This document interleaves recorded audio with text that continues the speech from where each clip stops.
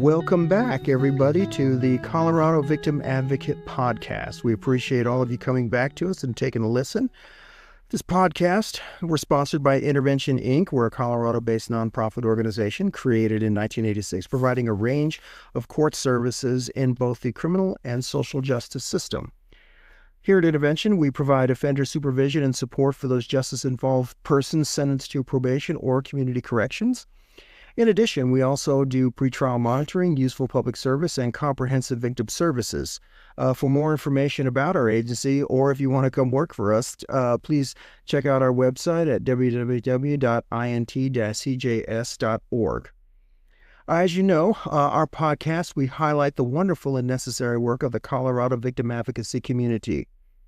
We also highlight and bring awareness to those individuals who have gone from being victims to survivors.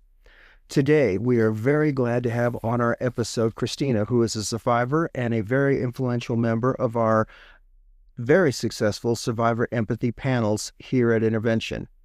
She's done amazing work as a survivor and being a victor over adversity, and we're so glad to have her here today. Welcome, Christina. Thank you, Randy. Thank you for having me. It's very honored to be here. Appreciate it. Thanks so much. We're really glad to have you here, too. You know, Christina, you and I, we first met as being a panelist on our survivor empathy panels. And a lot of folks ask me many times, and you've been very fortunate, I've been very fortunate to have you as part of our panels, but also presenting at various conferences. And people, they've always asked me, well, how do these people feel about talking about their most horrible things that have happened to them in their lives, and talking to them, especially to offenders of domestic and sexual violence? I mean, and my response to that has always been, it's like, yes, but we've used those very terrible things in our lives to hopefully create empathy, awareness, and create a positive role for those folks who are in corrections, who are on probation. So can you tell me a little bit about how you felt initially when you first started our panels? Absolutely terrified. When you first asked me to come and check out a panel and told me everything that you did, I was like, I don't know if I'm strong enough to do that.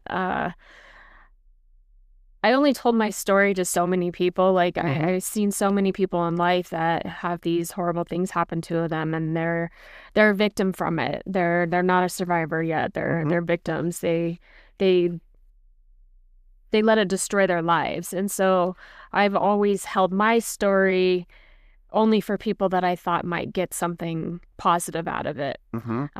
So I guess I kind of took that into consideration when you asked me, and I just had a very open mind about it. And when we went there, you told me I didn't have to speak. I could just listen for the first time, and seeing these other panelists like tell their story, it was very empowering, and it gave me the confidence to tell my story. And I could see just from the faces of the people in the audience that their story was making a difference. And so I definitely wanted to be a part of that, because, I mean, I've always just wanted to see the good and even the worst things. So this is how I do that.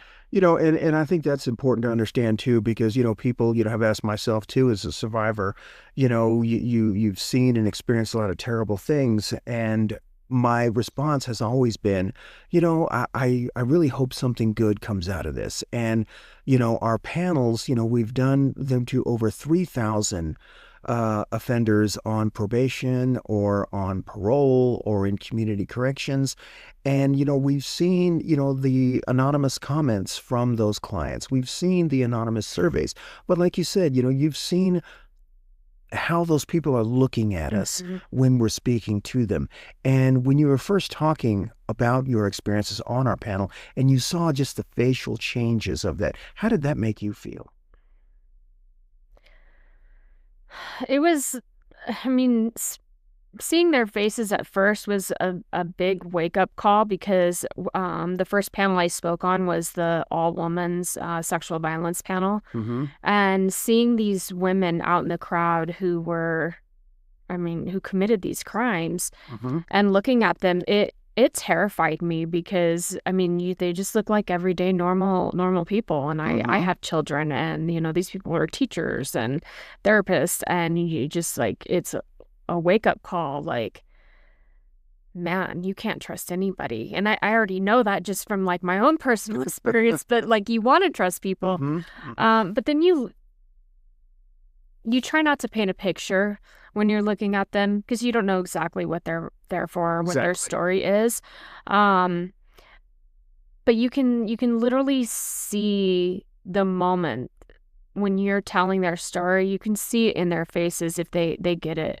You can see if they have empathy. You can see they're like, shit. Yeah, exactly.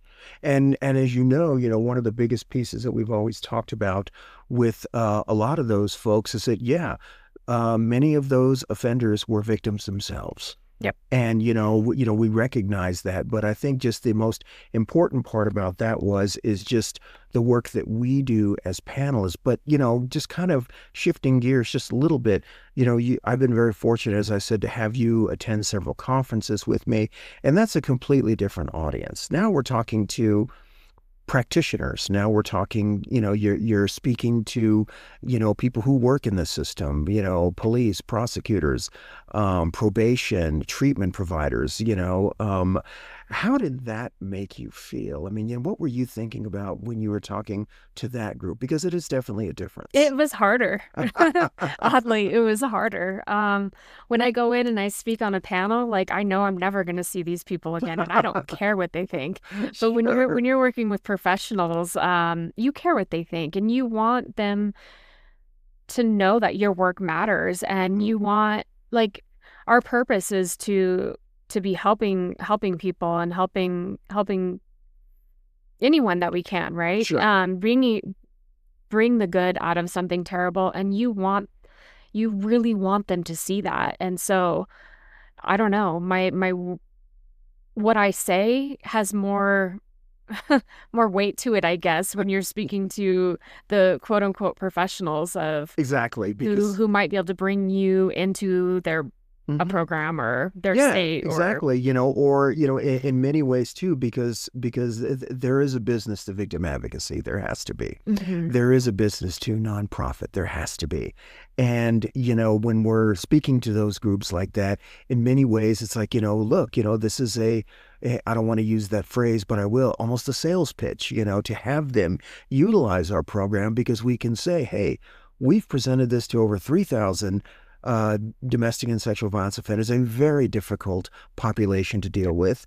And here we are, we're talking about it to you, the professionals, and hopefully you will use that. Our most recent conference that you and I went to in Las Vegas, of course, that was a room full of probation officers, mostly, parole mostly.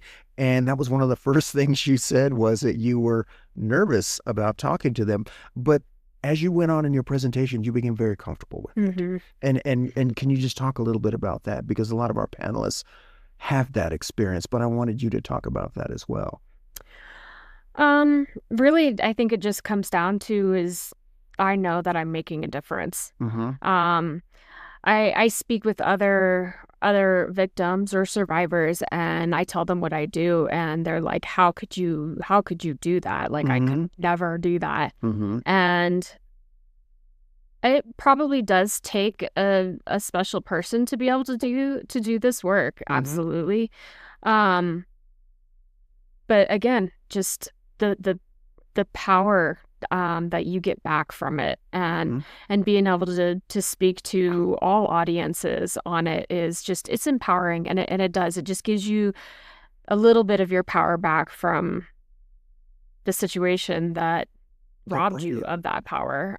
So as you do start to speak, when I first started, I would read off of a paper, because you don't want to get lost, and there's so many things that, and you feel safe and whatever. But I've found that the more that I just tell my story and speak, like, my panel is probably different every single time I talk. Of course. Because it's just, some days, like, this is what I'm going through and this is what I need to get out, because those panels are not not just for the audience, like they're my healing too. Absolutely. And that's what we really tell people about our panels is that, while on the first step of it, yes, we are building empathy with offenders who are on supervision and in treatment, but also too, it's self-healing for us because in many ways, as most survivors have often told me, is that, there was so much more I wanted to tell people, for those of them that went through the system, but they couldn't. And we're able to do that. And I think that's one of the most powerful pieces about it. But a few moments ago, you talked about where it has taken you now. And, you've done so much work right now with regards to, getting out there on your own and helping other people. And I really want you to talk about that too, not only with the publications that you've done too, but also to how you've invited people to contact you and talk about that. I mean, I really want to hear more about the work that you've done from this point. I mean, first and foremost, have these panels helped you, get out there and talk a little bit more? Absolutely. It has definitely given me a lot more courage. I mean, I've lived a life of trauma between childhood trauma, sexual abuse, and then, multiple domestic violent relationships, and, still currently in a terrible relationship with my children's father, who we haven't been together in 12 plus years. So the work that I have created was just to, like, I don't know,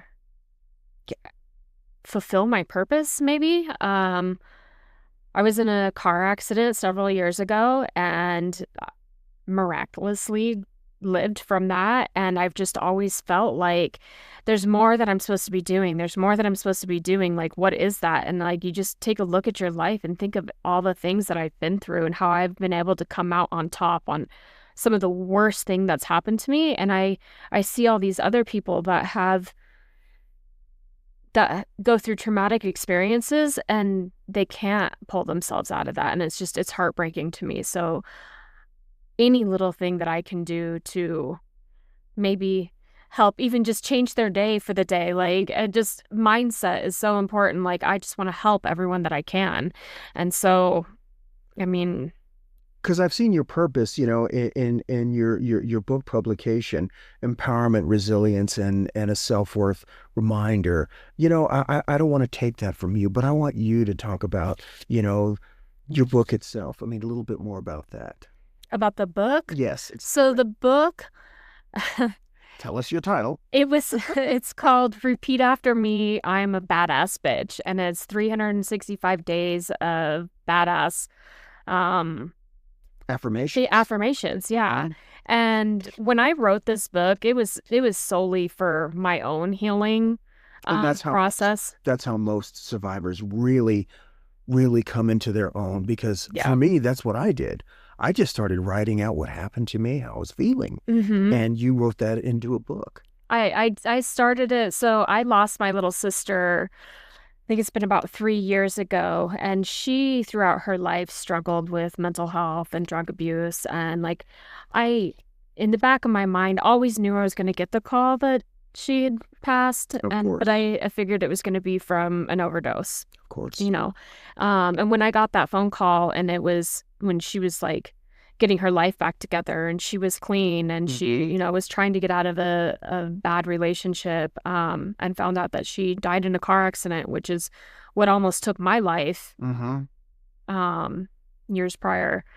It did a whole different number on me that I didn't expect. Like, no matter how prepared you think you are for something like that, I guarantee you're not. And I spiraled. It was really, really hard. And just from my car accident, I learned that like your mindset is so important, and you've got to stay positive, and you've got to pull yourself out of it, like, because it is easy to slip into negativity and sadness and sorrow and whatever. And depression, absolutely. And I was falling depressed. And so I was like, you know what? I'm just going to write a book. And I really wasn't even sure what it was going to be. And I was like, positivity. And I was like, just daily affirmations. I was like, you know what? I'm a badass bitch. And there's so many women out there that are badass bitches and they just need that reminder sometimes. And so I literally sat there for 3.5 months. I wrote this book in 3.5 months and published it in 4 months. And when you are sitting there coming up with a year's worth of badass affirmations, it is very hard to be in a bad mood. And that's good. That's good because as I said a moment ago, a lot of survivors, that's where they find themselves in many ways, is through the adversity, is through the very difficult and dark times. And then you're very fortunate that you turned that around in the middle of all of that and said, I'm going to help somebody with this. And I think that's an important part, to talk about, because too many times as survivors, we just don't feel like we're making a difference. And we are making a difference. We're making a difference with our panels. We're helping those who probably have committed some very terrible things. And you yourself have had those terrible things committed against you. And yet you have been able to create that book, create that promise, create that reminder to people who are going through it. And, what would you say to somebody right now who feels like, I don't know if I can get through this? What would you say to that person? You absolutely can. I mean, it's a choice. Everything that we go through, the way we react is our choice. What happened to you might not be a choice, but it is your choice to get through it. After my car accident, they told me, like, you have a 7% chance of walking again. You will never do this again. You'll never do that again. And that wasn't true. Exactly. It was my choice to either literally roll over and give up or say, no, that this isn't how I want to live out the rest of my life. And you thrive on taking that moment and becoming stronger from it. And I think that, in many ways too, you've talked about a lot of the things that you've done. You've gone, from being the victim to a survivor, and you've utilized that, as I said earlier, on our panel, speaking advocacy. And, now you've moved, into, you wrote your book, which is wonderful. But now, you're moving into something else a little bit more too. And that's, specifically reaching out and having folks contact you who might be going through that level of adversity. And I'd like you to talk a little bit about that too, exactly what it is that you're doing right now with your one-on-one sessions. Yeah. So, I started what I call Real Talk with Christina, and it's basically a pay what you can Zoom session where you can spend 30 minutes with me, and you can talk about your trauma. You can have someone to cry with or laugh with, or you just vent, or you can ask me how I dealt with everything, and just I can help you with your mindset. It's a session that you can use it for whatever you need it to be.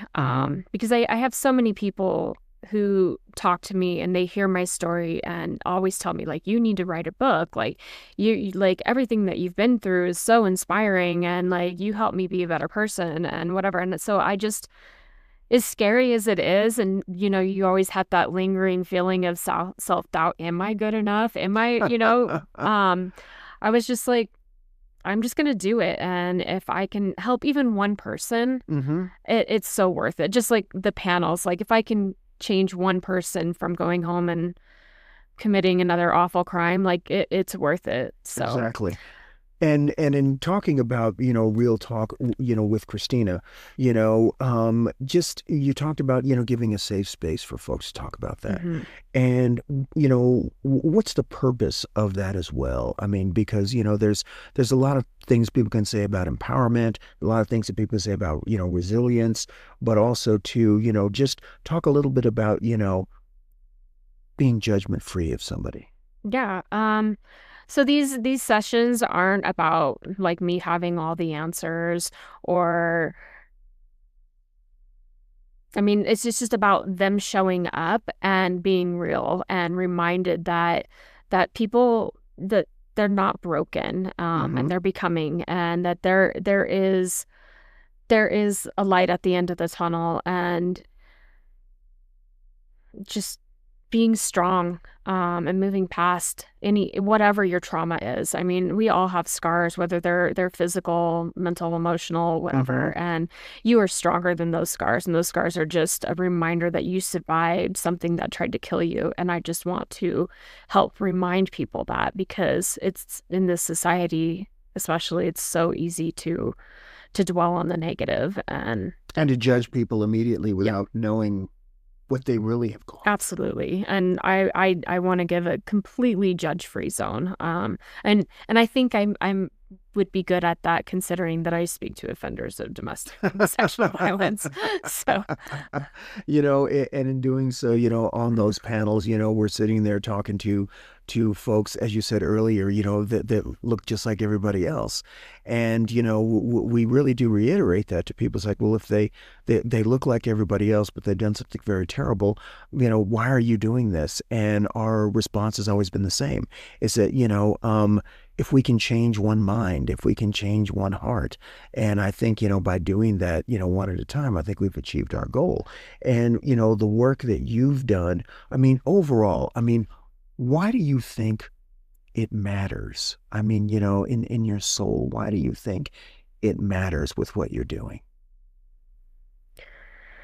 oh man, because life is short, and I want to do the best that I can with the time that I have here. And even if the time that I've had here, I've gone through some of the most tragic things that anyone should ever go through, I've still learned to stay positive and find the best in every scenario. And I just want to help. I just want to help people, because I see so many people who are so damaged and so, like, they're just laying down and giving their life up to something that, in the grand scheme of things, like, it shouldn't be. I mean, yes, it's life altering, it's life changing, but because coming out on top exactly is winning. And you're not giving into that, the person who did this to you, like, you letting them destroy the rest of your lives for something that they did is letting them win every single day. And you being stronger than that, and not moving past it or on from it, but being able to be stronger from it, is you winning. And I want to see more people win. I want to see more people win against terrible people. Exactly. And, and that's kind of, how we've always looked at it, and letting people know that, because, as you know, with our panels, a lot of folks have come to them, and, and they want to be speakers, but they're like, I can't do what you do. And that's okay. We tell people that's okay. There's nothing wrong with that. And yet you're able to utilize all of that, and not only bring it, to a publication, bring it to speaking and advocacy, but also to talking about, why it matters, and that's important too, because a lot of times people think, well, my story doesn't matter. And your story does, because look where you've gone from.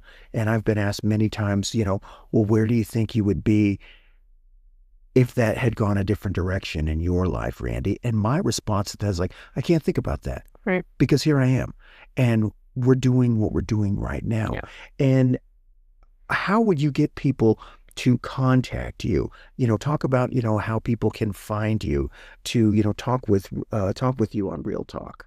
Before I do that, like, you said something, and it reminded me of how, like, society silences victims. Yes, very much so. And so part of what I do is to show people that they do have a voice, and your voice does matter, because there's so many times where you hear these horrible things, and, like, the first response is people, well, look what she was wearing, or they're always looking at victim. Well, she put herself in that situation, or, like, and I'm sorry, but that's BS. Like, I shouldn't have to worry about my daughter because she's wearing a tank top because some man can't control himself. Like, I've been in situations where I've had terrible things happen to me, and I have been silenced by society because of the shame that people who you think are friends even put you through, when you do like come to them and they're like, well, I mean, should you've really been in that place or done that? And That's an important part because, and I'm glad you brought that up because that's a big part about trust.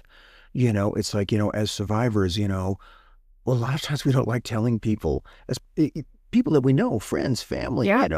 Because you're just not sure that you are going to get a good response from that person. And you're scared. You're scared for them to treat you different or to, I don't know, like you don't want to be treated different from it, but you do want to be heard. You do want to be justified that you weren't in the wrong. Exactly. Because so many times when you are in a position like that, you feel like it's your fault.